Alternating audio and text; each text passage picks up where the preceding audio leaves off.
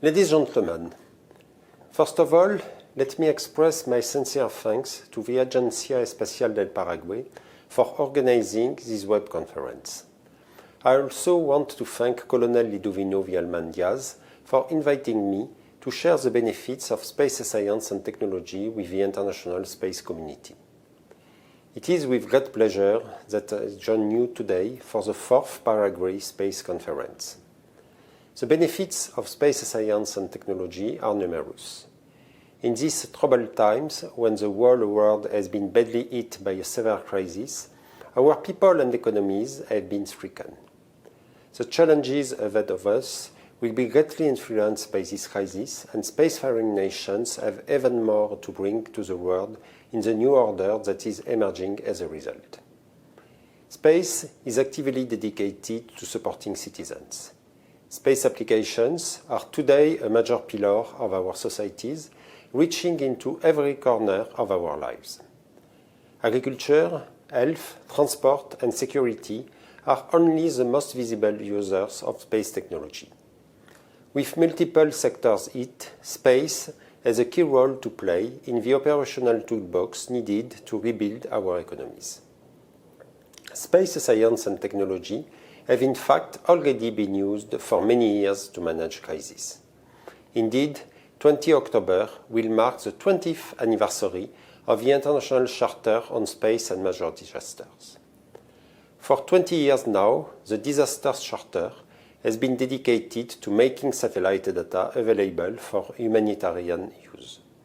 The Charter is a group of space agencies and space data providers working together to rapidly provide the data from a range of satellites in the event of major disasters.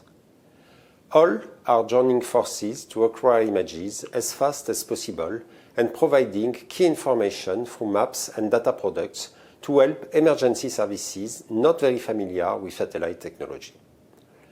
Space technology comes to the aid of populations and relief teams working in disaster areas.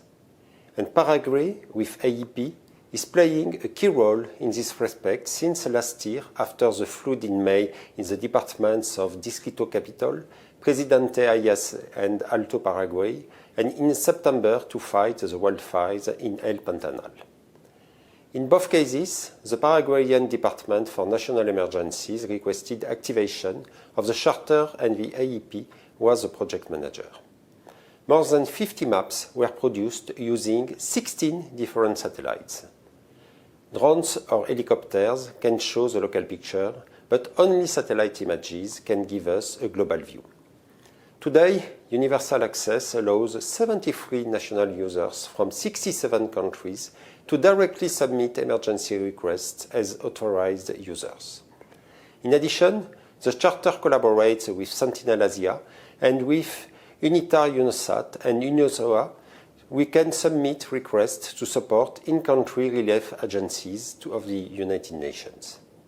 All countries of the world can benefit from the Charter and the space technology.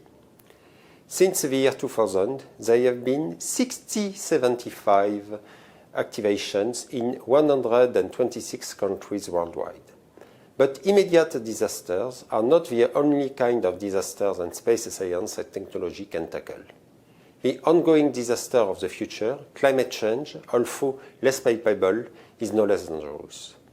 And because this change is complex and over a long period, space has a major role to play. We know that the 20th century marked an increase in the global temperature of the planet of 0.6 degrees Celsius. The past 10 years have been the hottest on record. The fight against climate change is a priority for France, and the space sector is actively contributing to it. Satellites are unrivaled tools for studying and understanding climate change, as well as for mitigating its effects and for societies to adapt to it. I would like to remind you that of the 50 essential climate variables, or ECVs, defined by the Global Climate Observing System, 26 can only be measured from space. This is why international cooperation between space agencies around the world is an essential element in multiplying the efforts of each.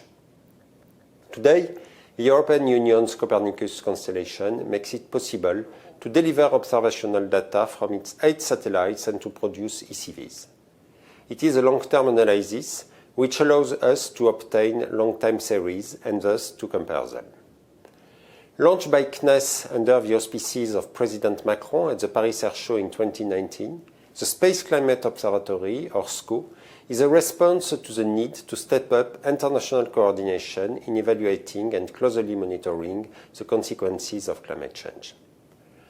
By giving policymakers in all nations the same diagnosis of the state of the planet and building internationally recognized models, the longer-term objective of the SCO is to offer tangible assistance to territories by leveraging satellite data to tackle climate change. Alerting people to the reality of climate change is no longer sufficient, and we now need to support decision makers and populations in order to address the many effects it is going to have on their territories, helping to guard against them in the short term and to adapt to them in the medium term. A group of 27 space agencies and international organizations decided to join forces to set up the SCO. Based on fostering the use of satellite Earth observation data complemented by local observations and socio-economic data, the SCO intends to devise advanced methodologies combining various types of data and to provide action scenarios at local and regional scales. SCO is a unique operational observatory underpinned by a network of scientific and technical agencies. So, as you can see, climate and space technology are a perfect match and we must take advantage of it because Earth is our only home. Telecommunications, navigation, television, internet, defense, weather forecasting, the benefits of space science and technology are everywhere we look. Today, smartphones receive 4 global navigation satellite systems around the world, looking on the most precise. And one of the biggest successes of Europe's space program is that you now know which side of the street you are on thanks to the Galileo navigation system. Space is present in our daily lives, and we must continue to democratize access to space technologies and make them accessible to all, including companies and startups. The challenge is a big one. In response, Cnes launched in 2018 its Connect by Cnes initiative to develop products and innovative services using space solutions and technology in France. But even more, at Cnes, innovation in space technology is closely tied to international cooperation.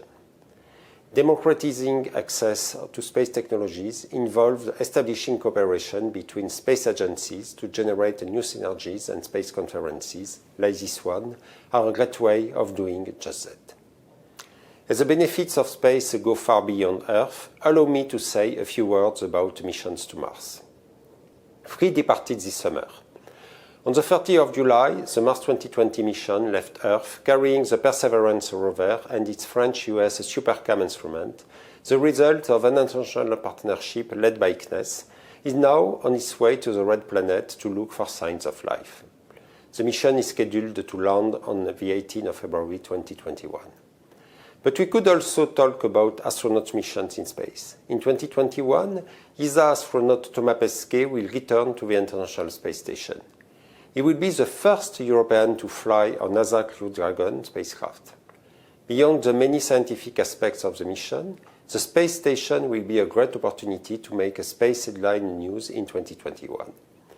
Whether it is about raising awareness of climate change, advances in many fields of creating vocations in scientific careers, this mission once again symbolizes excellence in the space sector.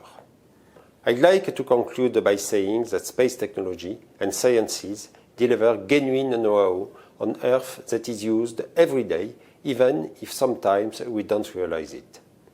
Many young people love space science and technology, so it is particularly important to open opportunities for cooperation to them.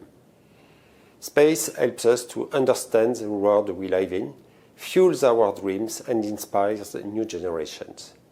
This is probably why education for space is a key toward delivering a better world in the future. The benefits of space technology and sciences should help us to work together toward a brighter future. Thank you very much for your attention.